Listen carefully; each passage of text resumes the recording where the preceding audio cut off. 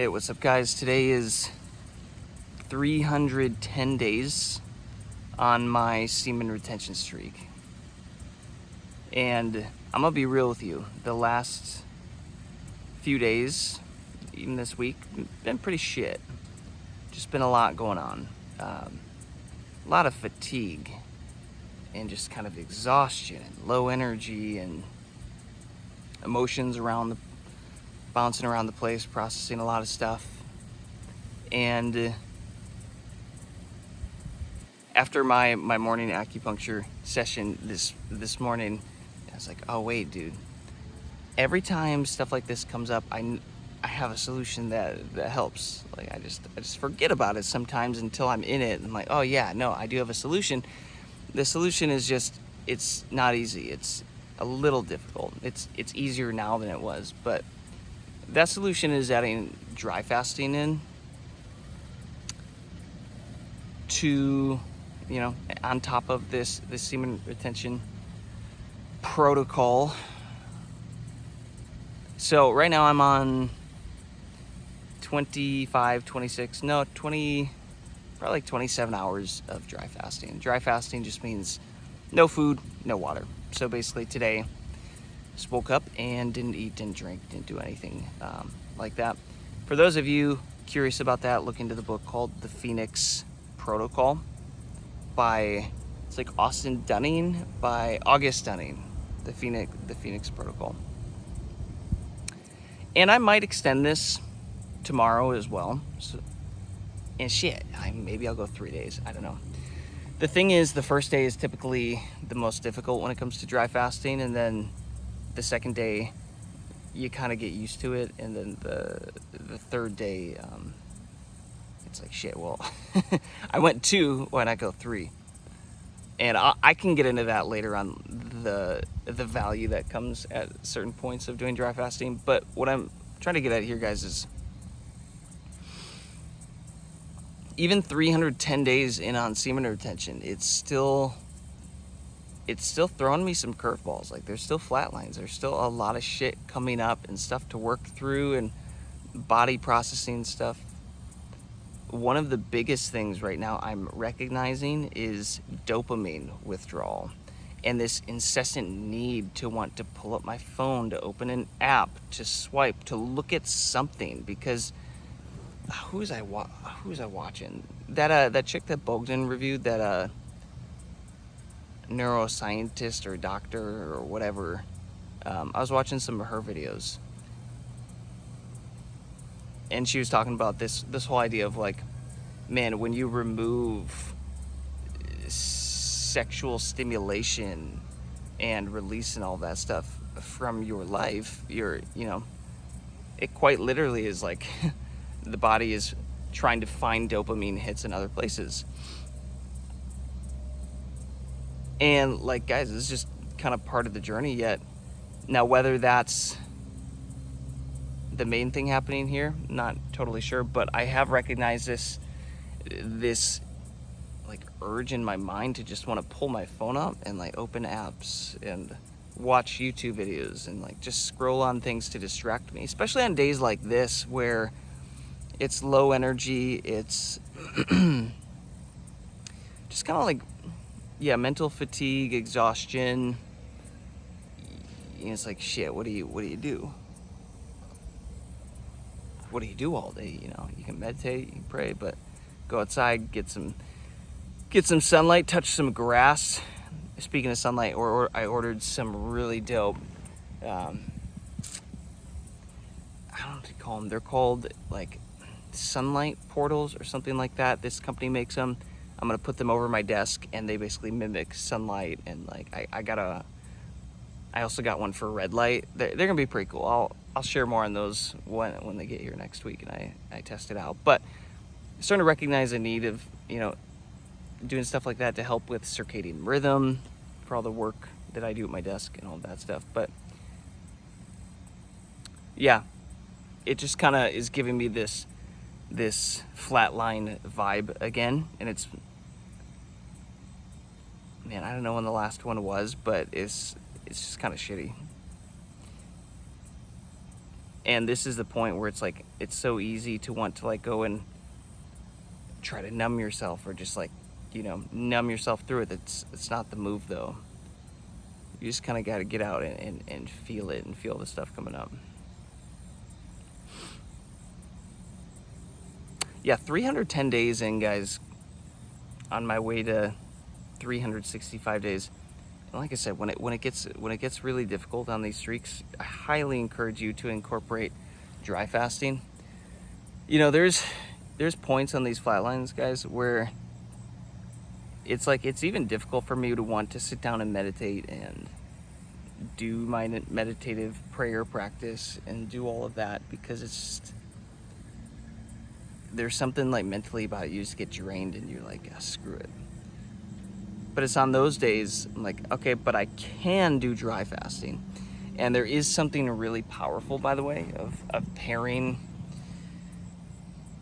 the dry fasting, just fasting in general, with prayer, with meditation, and especially with semen retention. I'm telling you, it's just, when I feel blocked,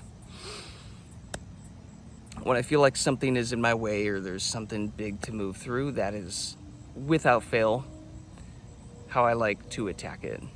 And you're gonna find too, guys, the more you start to do dry fasting, like, it was a really big deal for me when I first started it last year, and wanting to get started, your body's like freaking out. It's like, I have to go without food and water? What? So you just start slow. You just go for 10 hours. Wow, okay. Next week you go for 15. Next week you go for 20. Pretty soon you can do 24 hours, and then 48, and then 36, and then, you know, 72. You whatever. You just keep moving it up. So I had done a 5-day dry fast last year with no food and no water. By the way, guys, they say you can't go 3 days without, what is it, like water or something? That's BS. I did it. So look into the book, The Phoenix Protocol by August Dunning. It 1000% debunks that that myth. It's BS. So yeah, today has been, what, 27 hours. I'll probably, at this rate, I'm feeling pretty good. It's interesting too, when I start to dry fast, I start to breathe better. It's like your system just starts to work so much stuff out. And basically your cleanup crew gets some time to start working everything out. But yeah, these Flatlines, guys, these flatline symptoms, your body working through stuff like that, it's shit. It's just, it's not fun. You just got to be ready for this.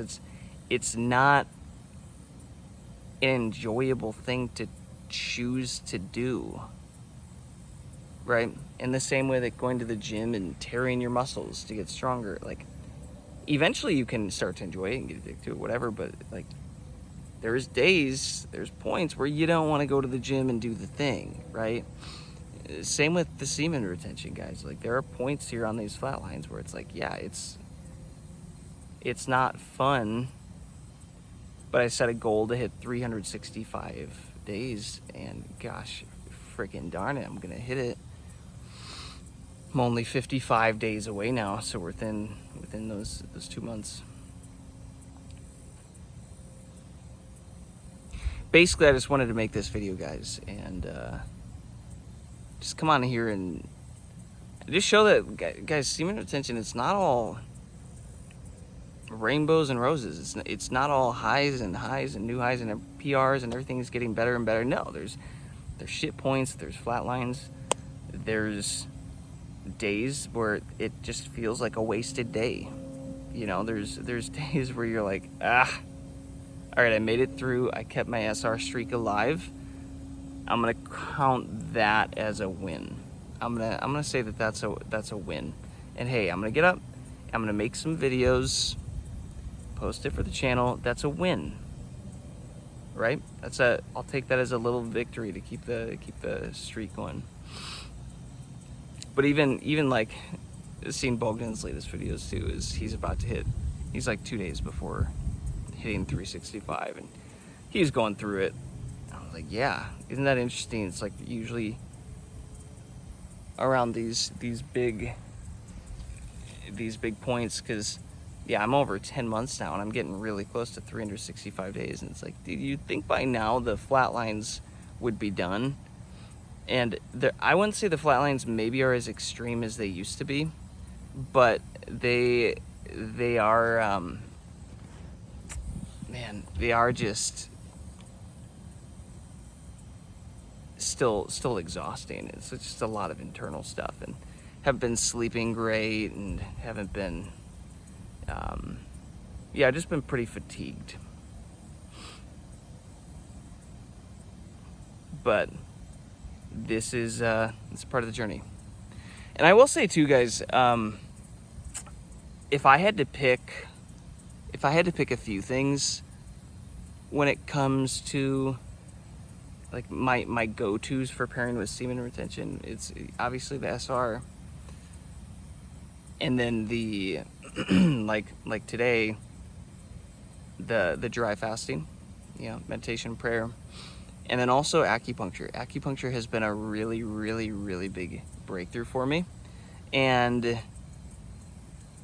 man, it is, I really do feel like it is helping all of this energy that I'm storing up actually start to move through my body. Because something interesting has happened. I haven't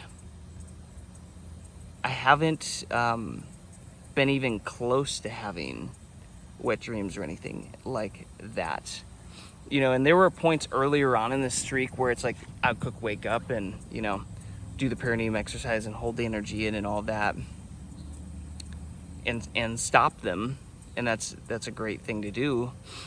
And then I would even start to be aware enough, like in my dreams, to stop it. But something interesting has happened since doing the acupuncture. I think I've done like 20 sessions now in the past 2.5 months. So I'm going twice a week, and it almost is like it is. And this was my theory, so it's cool to see it play out. But it's almost like it is clearing all of the energy blocks, like the blockages in the meridian lines throughout my body, whether they were from physical traumas or emotional traumas or whatever. It doesn't well, it doesn't matter why they were there, but it's clearing it. Because I had this theory, I'm like, dude, I'm storing up freaking like a volcano of energy is like building. Like, wouldn't it make sense to clear the energetic pathways? And I had a feeling I had some blocks and stuff like that to let that energy move throughout the body. So that's what I've been doing, guys. So if you're dealing with any of that stuff, that may come in handy quite a bit. The other thing is, I have almost had 0 out-of-body experiences since doing the acupuncture. And that, man, that was something that was happening so consistently, especially around full moons and all that stuff, earlier on this streak. But since doing the acupuncture, those quite literally have pretty much gone away. I think I've had like 1 or 2 since then, and they haven't even been anything crazy. And to me, that just, it has to do something with the energy being able to move and flow well. And there was a guy that brought up too, talking about this idea of like semen retention is also affecting the astral bodies and the next level of the body as well. And I haven't really studied much into that.